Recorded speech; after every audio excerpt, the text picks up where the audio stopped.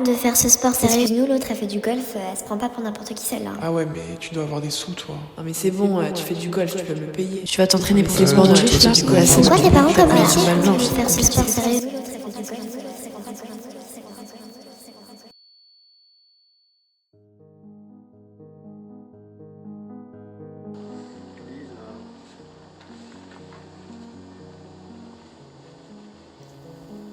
J'ai commencé le golf jeune, à l'âge de 6 ans. Je me souviens que très peu de mes premiers pas dans ce sport. Pourtant, c'est ce qui allait plus tard construire mon adolescence et ma vie. Malgré ma familiarité avec le golf, j'ai souvent été confrontée au jugement de mes camarades et même des adultes. Je me demandais pourquoi ce sport suscitait tant de réactions négatives, une sorte de haine inexplicable. Pour éviter les remarques désobligeantes, j'ai appris à garder ma passion secrète, préférant taire ma pratique pour éviter les moqueries. Aujourd'hui, surtout en France, le golf est associé à une image négative. Sport élitiste réservé aux riches et aux personnes âgées, ce n'est pas un sport. Les perceptions des non-golfeurs diffèrent grandement des nôtres. Et finalement, je les comprends.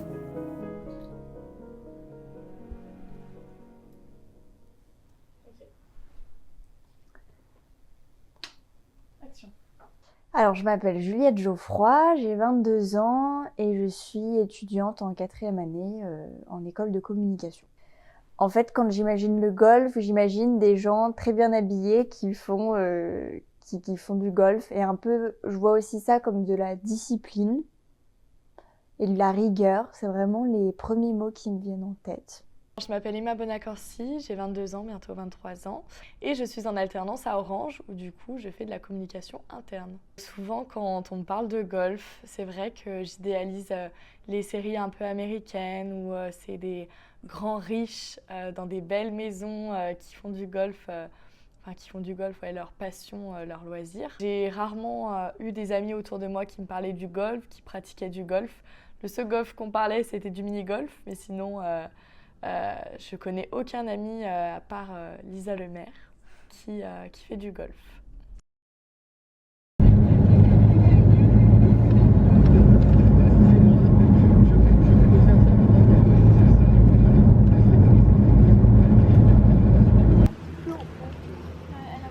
C'est l'immense. Alors là c'est le zoom. Ouais. Lisa, t'as pas chargé ta caméra? Bah là ça clignote. Ça va s'éteindre. Moi, c'est Lisa. J'ai 21 ans et je suis étudiante en master à Lyon. J'adore créer, imaginer et surtout raconter. Alors non, mon documentaire ne sera sûrement pas digne d'un reportage Netflix, mais j'ai essayé de comprendre d'où venaient ces préjugés. Pourquoi le golf est connoté si négativement? Comment déconstruire ces préjugés et montrer la réalité?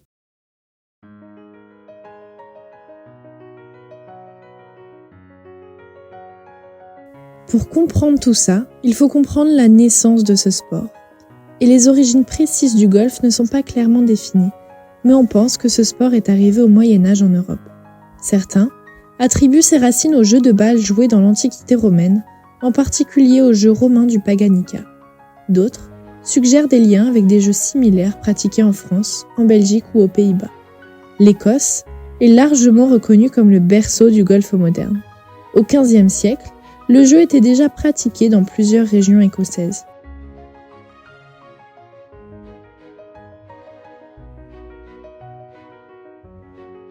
L'une des premières références écrites au golf date de 1457, lorsque le Parlement écossais a interdit le jeu car il détournerait les hommes de l'entraînement au tir à l'arc nécessaire pour la défense nationale. Le golf a été introduit aux États-Unis au XVIIIe siècle, mais son essor véritable a eu lieu au XIXe siècle. Les Américains ont adopté le golf avec enthousiasme et le sport est devenu de plus en plus populaire au fil des décennies. Au début de l'histoire du golf en Écosse, le sport était pratiqué principalement par la noblesse et l'aristocratie.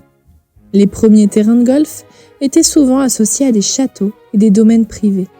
Cette association initiale du golf avec les classes sociales supérieures a contribué à établir le stéréotype du golf comme un sport élitiste.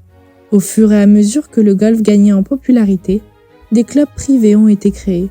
Ces clubs avaient souvent des frais d'adhésion élevés, limitant ainsi l'accès aux personnes disposant de ressources financières importantes. En France, le golf a commencé à s'implanter principalement dans les stations balnéaires de la côte atlantique et de la côte d'Azur à la fin du 19e siècle, grâce notamment à l'influence d'expatriés britanniques. Le premier parcours de golf de France et le plus ancien d'Europe continentale a été créé en 1856 à Pau par des visiteurs internationaux. Et donc d'autres parcours ont été ensuite créés dans tout le pays pour répondre à la demande croissante des touristes.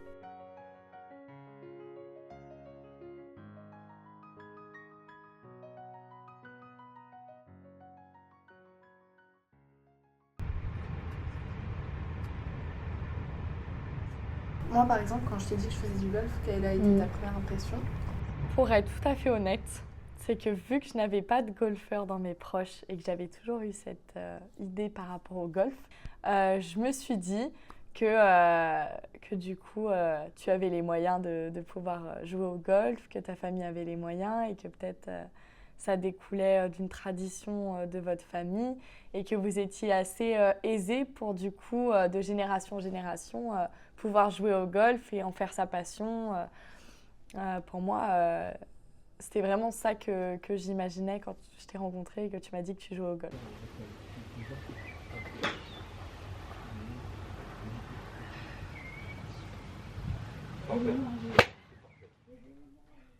Alors, la première chose que je me suis dit, c'est que c'est étonnant parce que je n'ai jamais croisé et je n'ai jamais parlé avec une personne qui faisait du golf. Donc, pour moi, c'était du coup rare. Et moi, j'adore après les personnes qui ont des passions peu communes. Donc, ça m'a beaucoup intriguée et j'ai voulu un petit peu en savoir plus sur le milieu. Quand tu m'as dit ça, j'ai eu un peu ces images et je me suis dit, ah bah cool, elle a les moyens, tant mieux. Elle vient d'une famille riche, aisée et voilà. Et après, du coup, on en a discuté par rapport à ça, par rapport au golf. Et c'est là où tu m'as dit que tu m'as révélé que non, je ne suis pas riche, j'ai pas forcément les moyens et que le golf est plus accessible qu'on ne le croit. Je peux t'assurer que soit tu vas faire un top, soit tu vas la taper là-bas. Donc tu feras jamais une séquence. Bonjour, je m'appelle Roman Nisowski. Donc, je suis enseignant au golf de Marcy depuis 8 ans. Je joue au golf depuis que j'ai 13 ans et j'ai 45 ans, donc ça fait un bon moment que je suis dans ce milieu. Alors en fait, je joue au tennis jusqu'à 12 ans. Donc j'ai été 15-4 au tennis, donc je jouais plutôt correctement et je jouais beaucoup. Et mon père s'est cassé la cheville et on jouait au tennis ensemble. Donc l'été suivant, c'était pas possible de jouer au tennis parce qu'il pouvait pas marcher. Donc ma mère nous a inscrits à un stage de golf sur l'initiative de ma tante. Pour la petite histoire, je voulais absolument pas y aller parce que pour moi, le golf, on était au début des années 90, donc 92, c'était un sport de riches et de vieux. Et dès que j'ai tapé mes premières balles, en fait, j'ai plus retouché une raquette de tennis. J'ai trouvé que le golf était beaucoup plus riche comme sport. Enfin, ça, c'était mon avis personnel. Et surtout qu'on pouvait s'entraîner tout seul, qu'on n'était pas obligé d'avoir toujours un partenaire pour jouer. Et j'ai adoré ça directement. J'ai demandé à mes parents de me reprendre une semaine de stage dans la foulée. Donc j'ai fait 15 jours de stage pour débuter. Ouais, moi quand j'ai commencé à jouer, j'étais de mémoire, ça devait être en 4e. J'en ai jamais parlé. Parce que je sentais bien que quelqu'un qui joue au golf allait être perçu comme voilà, un fils de bonne famille, ou voilà, il est riche, ou quoi que ce soit. Au milieu des années 90, le golf était vraiment perçu comme un sport élitiste, et du coup, ouais, on a plutôt tendance à ne pas en parler. Alors malheureusement, je pensais qu'avec les années, ça allait changer un petit peu, mais en fait, on se rend compte qu'encore maintenant, quand on en parle un petit peu à l'extérieur, les gens ont un petit peu de mal. En fait, ils imaginent tout de suite que si tu joues au golf, c'est que tu as beaucoup d'argent, que tu es à l'aise financièrement et que tu as du temps.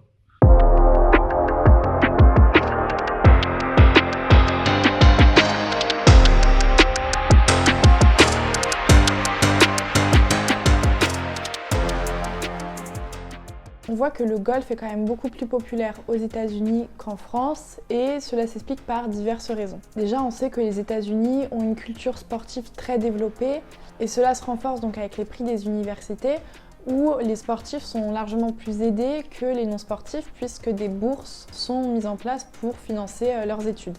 En France, le golf ne suscite pas le même engouement populaire que des sports comme le football, le handball ou le rugby. Pour le comprendre, il suffit de regarder le nombre de unes consacrées par le journal L'Équipe à chacun de ces sports. Le golf se voit très peu attribuer la une du magazine en comparaison au football, handball ou rugby. Pourtant, avec plus de 450 000 licenciés, le golf compte autant d'adhérents que le handball et plus que le rugby. Mais alors pour quelles raisons en France le golf est moins bien vu? Tout d'abord parce que les Français n'ont pas de très bons résultats dans les compétitions internationales. Depuis Arnaud Massy et sa victoire à The Open en 1907, aucun Français n'a remporté l'un des 4 tournois du Grand Chelem.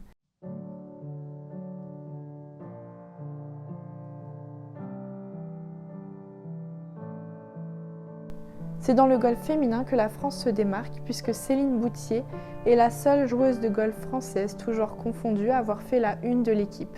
Le problème, c'est qu'elle est une femme et que dans le monde du sport, les femmes sont moins prises au sérieux. Le golf manque également d'événements majeurs pour rassembler les foules. Le départ est donné, c'est parti, première étape du Tour de France. Chute à droite, puis là, chute Carapaz et Henrik Mas.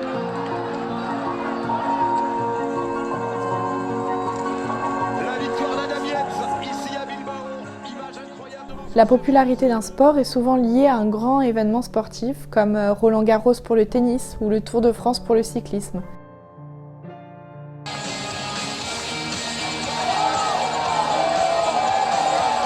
Oh, elle est belle La dernière ficelle pour aller chercher la victoire. Le birdie impossible. Ça, c'est la petite cerise sur le gros gâteau de la Ryder. Bravo, monsieur Nora. Pour le golf, seule la Ryder Cup 2018 organisée en France a offert une occasion similaire. Mais problème, aucun golfeur français n'a été sélectionné pour y participer. Et puis la dernière raison, et pas des moindres, le golf souffre de son image de sport de riche. Jouer au golf est associé à une image de réussite sociale, sauf qu'en France, montrer qu'on réussit, c'est pas très bien vu, contrairement aux États-Unis. Aux États-Unis, le golf est vraiment un sport populaire, comme pour nous en France, le football par exemple. Ce n'est pas choquant ou étonnant qu'une personne aux États-Unis pratique le golf régulièrement. Alors qu'en France, c'est sûr que quand on va dire qu'on pratique le golf, on ne sait jamais quelle réaction on peut attendre de la part d'autrui. Donc c'est vraiment deux cultures et deux pays complètement opposés sur ce sport. Allez, Sam Ryder. Oh, magnifique! Oh non! Le trou de Sam Ryder! Il est là! On l'attendait depuis 7 ans! Et c'est lui qui vient enflammer ce trou numéro 16! Oh, ça va être la folie! Ça va être la folie dans les tribunes! Les États-Unis accueillent des tournois de renommée mondiale, tels que le Masters, l'US Open, le PGA Championship, qui attirent l'attention internationale et donc suscitent l'intérêt pour le sport. Le golf a vraiment une longue histoire aux États-Unis, principalement marquée par des joueurs emblématiques et des tournois prestigieux. Cela crée une tradition solide qui contribue à l'engouement pour le sport.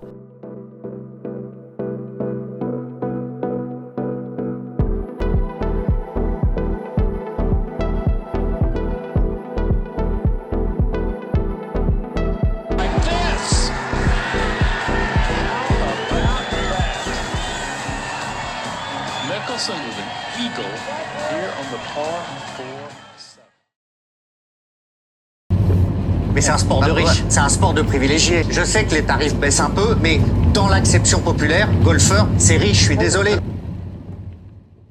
Je pense que quand on demande à la majorité des gens pourquoi ils n'ont jamais essayé le golf ou alors qu'est-ce qu'ils pensent du golf, ils nous diront que c'est beaucoup trop cher pour eux, ils n'ont vraiment pas le budget pour rien qu'essayer le golf. Mais finalement, toutes ces choses-là sont vraiment des barrières que l'on se met à tout seul. Parce que quand on va demander ensuite à ces personnes-là s'ils se sont vraiment renseignés sur les prix du golf, etc., la majorité nous répondra non. Alors pourtant, si les gens se renseignaient vraiment sur le coût du matériel, alors je ne parle pas du matériel pour les professionnels ou pour les joueurs confirmés, mais plutôt pour les débutants, il est possible de trouver sur Internet, d'occasion ou neuf, du matériel complet pour un débutant à moins de 250 €. Alors, je vais vous présenter un petit peu tout mon matériel de golf, en sachant que c'est vraiment du matériel pour les joueurs confirmés, à la limite du professionnel, donc c'est vraiment pas les mêmes prix. On peut pas comparer à un vrai matériel, un matériel de débutant. Donc là, dans ce sac, j'ai 14 clubs de golf. 14 clubs de golf pour un budget de 1500, un petit peu plus peut-être. C'est vraiment des clubs que j'ai depuis 5 ans, je crois. Pour certains, même plus longtemps. Donc c'est de l'investissement vraiment sur une longue durée. On peut garder un club de golf limite toute une vie. Là, on va avoir donc le driver, le club un petit peu préféré de la majorité des golfeurs. Ensuite, nous avons donc 2 clubs qui ressemblent un petit peu au driver, qui sont donc des clubs un petit peu, des clubs qui vont aller loin, mais qui seront plus à utiliser si on veut être plus précis. Il y a tous mes fers. Donc les fers, ça va être fait comme ça. En fait, plus le chiffre est petit, plus la balle ira loin. Donc toutes ces distances, etc., après, elles sont calculées en fonction du parcours. Nous, on doit voir un petit peu en fonction du vent, comment ça se passe. Et après, nous avons donc les wedges. Les wedges qui sont vraiment des clubs à utiliser quand on est plus près du green. L'angle d'ouverture est vraiment très ouvert. Puis après, il y a le club que la majorité des gens connaissent par le mini-golf. Donc ça va être le putter qui va permettre de mettre la balle dans le trou.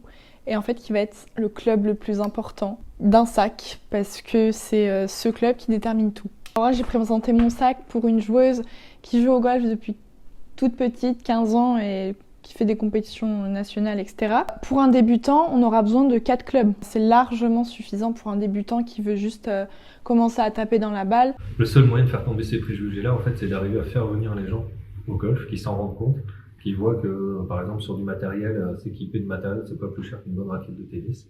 Et que pour aller jouer au golf, sur les petits parcours, ça coûte pas plus cher qu'un abonnement dans une salle de sport. Mais tant qu'ils n'ont pas fait la démarche, tant qu'ils sont pas venus, en fait, ils y croient pas. Et si vous en parlez à l'extérieur, si vous êtes dans un repas ou dans un cocktail et que vous discutez avec des gens, ils imaginent tout de suite que ça coûte 1 000 € par mois de jouer ou quoi que ce soit. Ils n'ont pas de cette notion du coût réel. Et voilà. Voilà un tir plutôt réussi pour cette première journée de découverte. Une initiation au golf que cette famille a choisi de faire ensemble. C'est une façon de découvrir un sport, une activité qu'on ne connaît pas, voilà. Et puis motiver des ados à sortir un peu dehors, c'était une bonne solution, voilà. La réputation dite élitiste du golf serait aussi un frein à sa pratique. Pour Marcy, c'est pas vrai. C'est archi faux, parce que vous pouvez regarder sur le parking, il n'y a pas des voitures de luxe, etc. C'est ce qu'on appelle un peu le golf à la campagne. On a l'avantage ici d'avoir 45 trous. Sur un parcours qui fait 100 hectares, donc c'est beaucoup. Pascal Parou, j'ai 64 ans aujourd'hui, ou bientôt. J'ai fait ma carrière au début dans l'agriculture, sur place ici, dans la ferme de mes parents. Et puis, vous avez tous entendu parler des reconversions d'agriculture qui allaient mal. J'ai cherché des idées, qu'est-ce qu'on pourrait faire dans une ferme au lieu de faire du blé. L'idée est arrivée sur le golf, je ne vous dirai pas les détails, mais peu importe, je pourrais vous raconter tout ça. Mais... Donc après, on a fait venir un architecte. Donc il me dit, voilà, moi je commencerai par faire un 9 trous de pitch and putt. Les pros vont former 400 ou 500 joueurs, des débutants. Moi je préfère qu'on parle de tous les petits parcours qui existent. Voilà. Donc ma foi dans le golf, elle est là, c'est les petits parcours, amener des gens qui font un essai. Après, ils ont plus les a priori du golf qu'on leur a dit, qu'ils ont entendu. Donc, si on ne parle pas des petits parcours, s'il n'y a pas d'ambassadeur des petits parcours, le golf se développera jamais en France. Je te filme. Hein. Ok. Comment tu t'appelles? Ambroise. T'as quel âge? 7 ans. 7 ans. Depuis combien de temps tu fais du golf? 4 ans. Et pourquoi tu aimes le golf? Parce que j'aime le golf. Le nombre de jeunes qui, à l'école de golf, jouent au golf, ils n'osent même pas le dire dans leur classe, tellement ils ont honte. Parce que tout de suite, c'est des fils de Bourges. Alors que les jeunes sont des gens normaux. Enfin, je veux dire, voilà, pour jouer au golf, on parle à peu prix. L'école de golf, la première école de golf, c'est 200 € l'année. C'est le même prix que le Julio Marcy en Millet. 10 € et vous jouez pendant, selon les golfs, entre 1 heure et toute la journée. Voilà. Ici, à Marcy, vous donnez 10 €, vous faites du practice toute la journée. Et bien, une fois que vous avez tapé des balles pendant plus d'1 heure, Vous dites plus que c'est plus un sport parce que ça réveille des douleurs. Puis là, il y avait des muscles qui étaient en souffrance. Et là, voilà. Donc, le practice, 10 € de 1 heure à une journée en fonction des golfs. Mais globalement, dans l'ensemble des golfs, pour 10 €, vous jouez au golf. Toute personne. Il y a des clubs d'occasion dans tous les clubs à l'accueil disponibles gracieusement pour que les gens débutent le golf. Donc, le deuxième souci, c'est le matériel. Les gens pensent que le matériel de golf, c'est très cher. Alors, article 1, un kit de débutant, allez, on va le dire, chez Decathlon, c'est 200 €. Vous avez 4 clubs, le petit sac, tout va bien. Vous êtes un petit golfeur, vous avez votre petit sac, tout va bien. Après, vous avez tous les sites internet qui revendent du matériel d'occasion, deuxième main. Pour 100 €, vous êtes équipé sur internet, aucun problème. Et puis après, si vous commencez en juillet, en pleine vacances, vous bricolez vos clubs, même si vous sentez que vous êtes un peu moins bien loti que les autres. Vous jouez pendant 6 mois, puis après à Noël, au lieu d'acheter n'importe quoi comme cadeau, vous achetez un petit sac de golf un peu plus haut de gamme, vous montez tout doucement en gamme.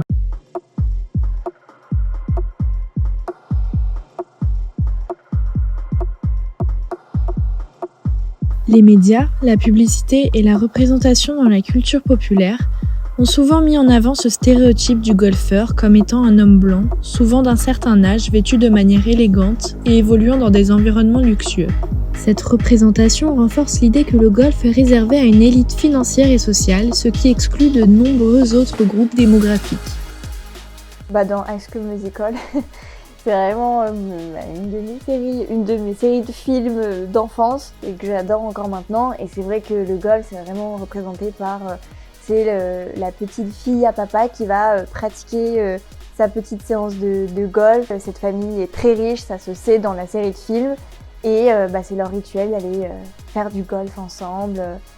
Et en fait, dans la série, dans le film, ils jouent à peine, ils prêtent à peine attention au sport. C'est juste le style, quoi. Regardez-nous, on fait du golf, quoi. Donc je pense que l'image qui est donnée par les films est franchement pas très bonne. Les films et les émissions de télévision ont parfois utilisé le golf comme toile de fond pour dépeindre des personnages appartenant à des classes sociales élevées. Certains clichés visuels associés au golf, tels que les vêtements de golf traditionnels, les terrains bien entretenus et les clubs de golf de luxe, ont contribué à renforcer l'image du golf en tant que sport de l'élite. Les seuls golfs dont on parle médiatiquement sont les golfs très haut de gamme. Donc évidemment, les clichés du golf tout vert, de gens qui ont des grosses voitures, là, on est dedans. Voilà. Mais comme on ne parle jamais des 250 parcours qui sont pas chers en France, les gens pensent qu'ils sont tous haut de gamme. C'est la révélation du golf américain. Tiger Woods, 21 ans, est en train de monter très haut dans le classement mondial. Ses premiers scores au Masters d'Augusta aux États-Unis font de lui l'un des favoris de la compétition. Ce Tiger-là n'a rien d'un tigre de papier. Il est même Tiger Woods du bois dont on fait les clubs, les meilleurs clubs de golf. À 21 ans, l'Américain vient de prendre la tête du Masters. Jamais un aussi jeune joueur n'a dans le tournoi suprême montré autant d'honneur, de calme, d'assurance. Du coup, le golf, sport d'expérience et de sagesse, donne l'impression de vivre une vraie révolution. Tiger Woods a eu une influence significative sur l'image du golf, non seulement aux États-Unis, mais également à l'échelle internationale, y compris en France. Le joueur américain a élargi la base de fans du golf à l'échelle mondiale en attirant des spectateurs de tout horizon. Son style de jeu dynamique et son succès sur le parcours ont rendu le golf plus attractif pour un public plus large, y compris en France, en encourageant de nouvelles personnes à s'intéresser à ce sport. En tant que golfeur d'origine multiraciale, Tiger Woods a brisé les barrières ethniques dans le golf. Son succès a inspiré des joueurs du monde entier, montrant que le golf n'est pas réservé à une seule communauté. Cela a contribué à encourager une participation plus diversifiée et à déconstruire certains stéréotypes associés au golf. We have the 9 o'clock starting group, the youngest contestant ever. He's 5 years old. Eldrick Tiger Woods. Tiger Woods a bénéficié d'une couverture médiatique mondiale, atteignant des publics en France et partout ailleurs. Ses victoires majeures, ses performances exceptionnelles et ses moments clés sur le parcours ont été largement diffusés, contribuant à élever le profil du golf à l'échelle internationale. Il a inspiré une génération plus jeune à s'impliquer dans le golf. Sa domination du sport au tournant du siècle a captivé l'imagination des jeunes joueurs aspirants, contribuant à renouveler l'intérêt pour le golf parmi les générations émergentes.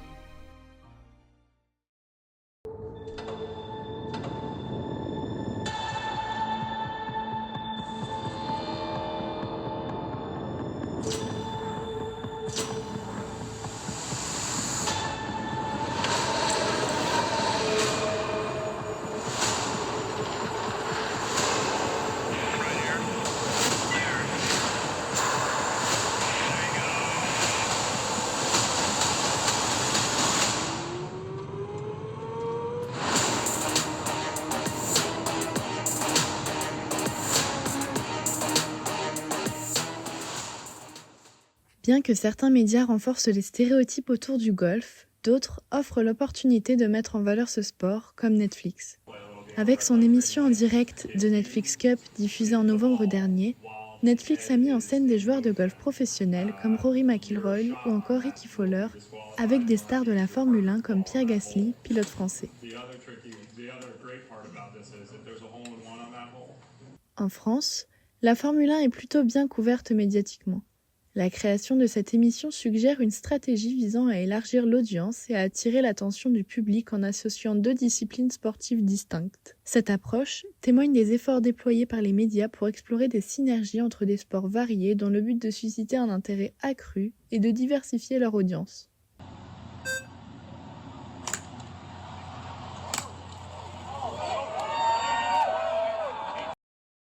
Combien de temps ça dure une compétition selon toi ? Suivant les parcours, 1h30. J'ai l'impression d'avoir dit n'importe quoi. Oui, vas-y. C'est 4h30 en général. Oh, ok, mais un seul parcours, genre d'un point. 18 trous, c'est un parcours. Waouh, ok, je pensais pas du tout. 4h30. Pour une compétition, moi je vous vois tous dans des voiturettes, 5, 6, allez 8 max. Où vous prenez plusieurs voiturettes et en fait vous vous déplacez. Alors c'est peut-être les idées que j'ai des films ou des personnes qui m'en ont parlé d'expérience. Mais du coup, ouais, vous vous déplacez de trou en trou, on va dire. Ou des fois, ça fait un peu des collines où c'est un peu surélevé et tout. Après, vous allez plus bas, etc. J'ai vraiment cette image-là. Et du coup, chacun votre tour, vous devez essayer de mettre la balle dans le trou suivant une distance organisée. Enfin, je veux dire, une distance qui est mise à votre disposition. Ou du coup... vous choisissez pas, on vous dit c'est telle distance, il va falloir la mettre. Et c'est celui qui en met le plus du coup dans les trous qui du coup gagne. Et celui qui se rapproche du plus du trou si jamais c'est pas le cas. Ça fait trop. C'est pas ça du tout. C'est pas ça du tout. Alors comment se passe une compétition de golf ? Alors tout simplement, la veille ou 2 jours avant la compétition, on va accéder donc au départ. Donc les départs se font toutes les 10 minutes par groupe de 3. Donc on peut aller en fonction du nombre de participants de la compétition, de 9h à midi comme départ.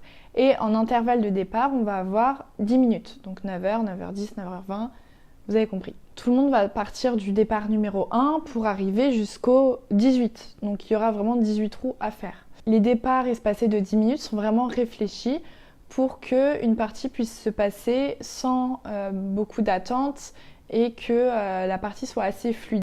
Et puis ensuite, tout simplement, une partie va se dérouler donc du trou numéro 1 au trou numéro 18 en faisant le moins de coups possible et on est sur des parties d'environ 4h, 4h30. Et alors généralement, les compétitions nationales se font sur 2, 3, 4 jours. Donc là, ça va être pareil. Tous les jours, 4h30 de compétition et ça va devenir un petit peu plus intense, surtout en fonction du parcours qui peut être construit avec plus ou moins de dénivelé. C'est là où vraiment le physique est super important pour pouvoir tenir jusqu'à la fin et pour pouvoir être performant jusqu'à la fin parce que bien sûr on fait tout le parcours à pied, il n'y a pas de voiturette en compétition nationale. Je m'appelle Lisa et je suis golfeuse. Et j'aimerais dire à la Lisa d'il y a 10 ans de ne pas avoir honte. Le golf est bien plus qu'un simple jeu. J'y ai appris énormément et je ne serais pas la personne que je suis actuellement sans. Dans ce reportage, nous avons exploré en profondeur les stéréotypes associés au golf, tant en termes de perception sociale que de représentation médiatique.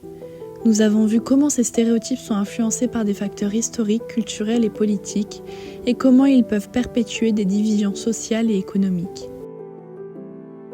Il est important de souligner que les coûts du golf ne sont pas aussi élevés qu'on pourrait le croire. Comme toute passion, investir davantage devient nécessaire à mesure que l'on progresse dans le sport. On observe déjà une certaine évolution vers une plus grande accessibilité et inclusion dans le golf. Cette tendance positive est encourageante et j'espère qu'elle se poursuivra.